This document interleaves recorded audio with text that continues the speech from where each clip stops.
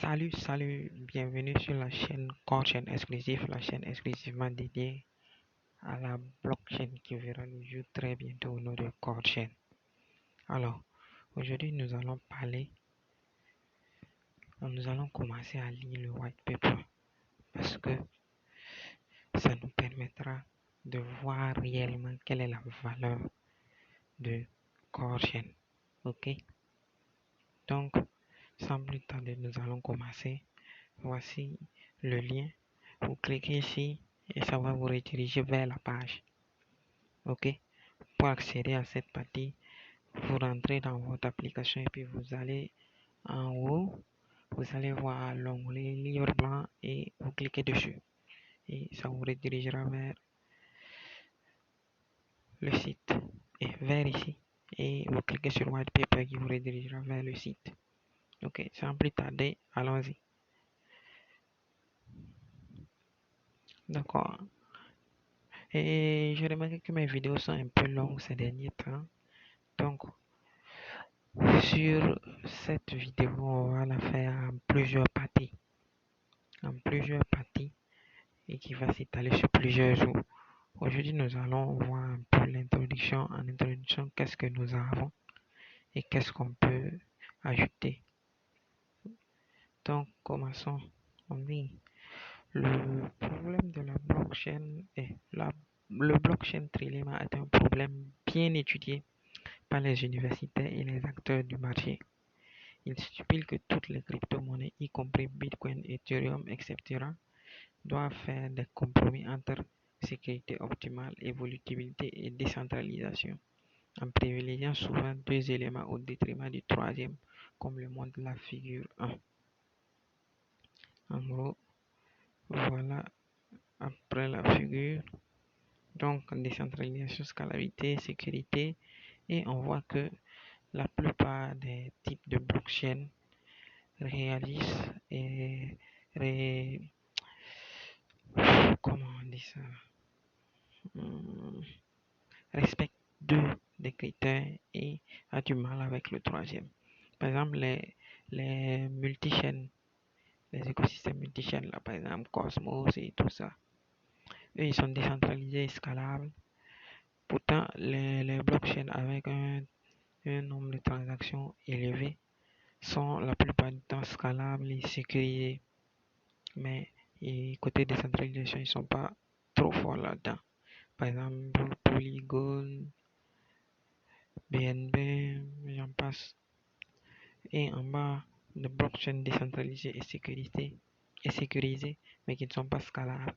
Dans cette section, on a les BTC, Ethereum. Et ça, c'est l'Ethereum, l'ancien Ethereum, pas le GM qui vient de passer en délégué de Proof of Stake.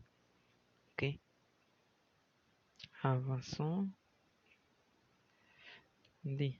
Notre solution au trilemme ci-dessus est le consensus Satoshi Plus, qui opère au cœur du réseau central.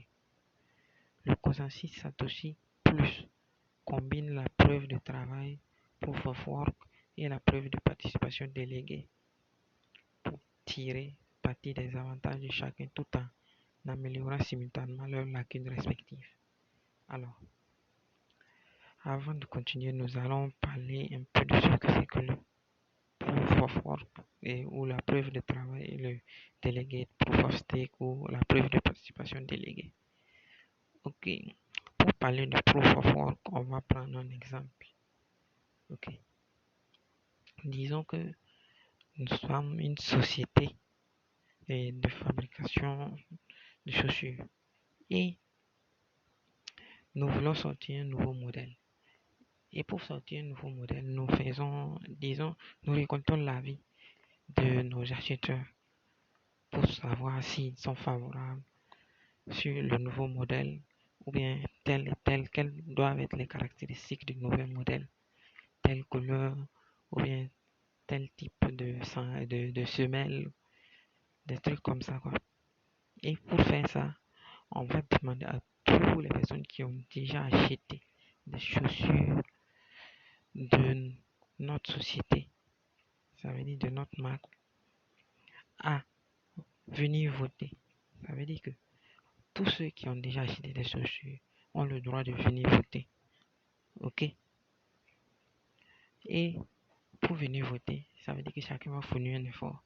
Tu vas devoir te déplacer de ta maison jusqu'au centre de vote. Ok? Donc, ça s'assure que là, il n'y a pas de tricherie. Tout le monde va faire l'effort de venir. Genre, tu restes pas à la maison et tu votes. Parce qu'on ne sait pas trop. Tu peux tricher. Donc, tu dois faire le déplacement, venir voter. Ok? Ça, c'est un peu le proof of work. Ça veut dire que tout le monde est capable de venir voter. Tout le monde qui remplit les conditions est capable de venir voter, par exemple. Donc, dans le proof of work, si tu as un puissance de hachage, tu es capable de miner le Bitcoin. Ok? Et le délégué de proof of stake, lui, sa différence, c'est que lui, il ne va pas permettre à tout le monde de venir voter. Lui, disons que, par exemple, la marque a des revendeurs. Ça veut dire qu'il y a d'autres vendeurs qui viennent acheter les chaussures de la marque et ils revendent avec la population. Et qu'est-ce que la société va dire? Bon, pour limiter le nombre de personnes, au lieu d'appeler tout le monde, ça veut dire que d'appeler tous ceux qui ont acheté des chaussures, nous on va appeler les revendeurs. Voilà. Donc on appelle seulement aux revendeurs. Et on peut dire qu'on va appeler un certain nombre de revendeurs. On peut dire 21 des revendeurs les plus forts. Ça veut dire que les revendeurs qui performent le plus. Les 21 premiers revendeurs qui performent le plus. Et eux, quand on va les appeler, qu'est-ce qu'on va faire? C'est eux qui vont voter. Ok? Et, et il faut savoir aussi que le poids des, des revendeurs est différent. Puisque en fonction du nombre comment on appelle ça, de transactions de chaque revendeur, son poids est plus élevé par rapport à l'autre. Par exemple, si moi j'ai vendu plus de chaussures que l'autre, ma voix compte plus que l'autre. Ok? C'est un peu ça, la différence entre les deux. Donc, vous voyez un peu le proof of work. Lui, un peu, ses limites, c'est que il a besoin d'un très grand nombre pour faire le vote. Donc, ça prend du temps. Donc, ça fait que le réseau n'est pas très scalable. Vous voyez? Pourtant, or, le délégué proof of stake, comme le nombre est restreint, ça fait que c'est plus scalable que le proof of work, puisqu'il n'y a pas beaucoup de personnes qui vont voter. Le vote va plus vite. Ok? Donc, allons-y. On dit plus précisément, la puissance de calcul de Bitcoin garantit la décentralisation. Donc, c'est ce que je disais. Comme tout un chacun va quitter sa maison pour finir, ça fait que on est sûr que le vote est sécurisé. Ok? Le vote est clair, quoi. Et les mécanismes délégués de proof of stake et l'élection des dirigeants garantissent l'évolutivité. Voilà ce que je disais. Donc, le fait que le nombre est restreint, ça garantit l'efficacité, quoi. Ça veut dire que la scalabilité. Et l'ensemble du réseau maintient sa sécurité de manière holistique. Ça veut dire que non seulement elle est décentralisée, sécurisée, et elle est plus évolutive, ça veut dire scalable. Ok. Core est la première chaîne à mettre en place notre nouveau mécanisme de consensus. Bien que ce ne soit pas le dernier, nous pensons qu'avec la force de notre communauté, Core atteindra les effets de réseau nécessaires pour créer une monnaie réussie et servira de tremplin indispensable pour une adoption plus large du Web3. Ok? Donc, en gros, ce qu'on doit retenir ici, c'est que Core, lui, il veut nous proposer quelque chose de nouveau, c'est-à-dire il veut combiner le proof of work au délégué de proof of stake. Ok? Il veut combiner le proof of work au délégué proof of stake. Donc, pour prendre un exemple, disons que vous voyez comment on appelle ça? tous ceux qui ont acheté des chaussures de la marque, ça veut dire qu'à chaque fois que tu achètes une chaussure de la marque, disons que on te donne un ticket qui te permettra de voter ultérieurement. Et vous voyez, les délégués, ça veut dire que les revendeurs, eux,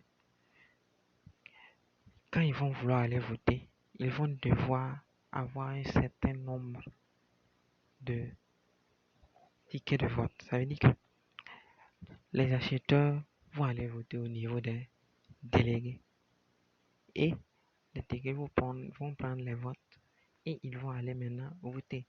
Ça veut dire que c'est pas parce que j'ai acheté les chaussures avec tel délégué que je dois forcément aller voter. Je suis délégué, je peux aller sur l'autre en fonction de ce que lui, il me donne comme garantie. Donc ça fait que les revendeurs peuvent simplement donner, ils vont dire, donc si tu me donnes ton ticket, tu as telle réduction sur les prochaines chaussures que je vais avoir, par exemple. Donc ça fait qu'il y a une certaine compétition entre les revendeurs. Ok? C'est un peu ce que Core veut faire. Donc il va combiner les deux. Et ce qu'on doit retenir, c'est que Core, c'est une blockchain d'infrastructure. C'est-à-dire c'est une blockchain qui est là pour permettre à d'autres applications de venir se greffer sur la blockchain. Un peu à la manière d'Ethereum, BNB. Ok? Bon, c'est tout pour aujourd'hui. Et merci d'avoir regardé la vidéo. Si ça vous a plu, likez et partagez. Et on se dit à demain pour une nouvelle vidéo.